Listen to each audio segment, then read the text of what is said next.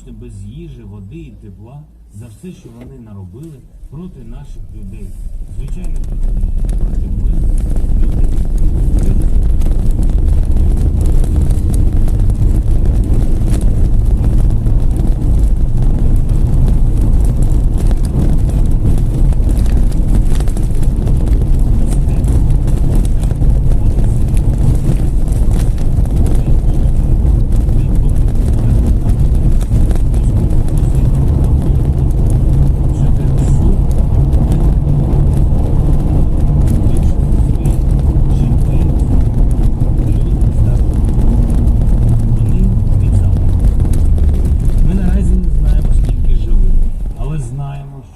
Того льотчика, який скинув ту бомбу, ми обов'язково зіб'ємо.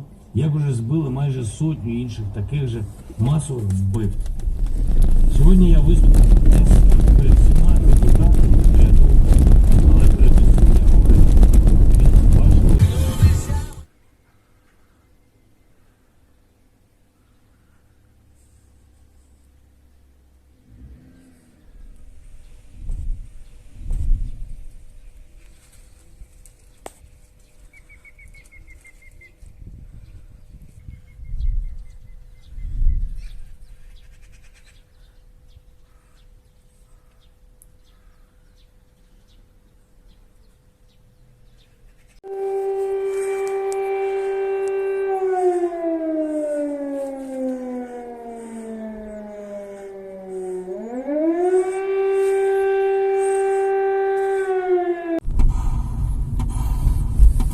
Увага! Повітряну тривогу не скасовано.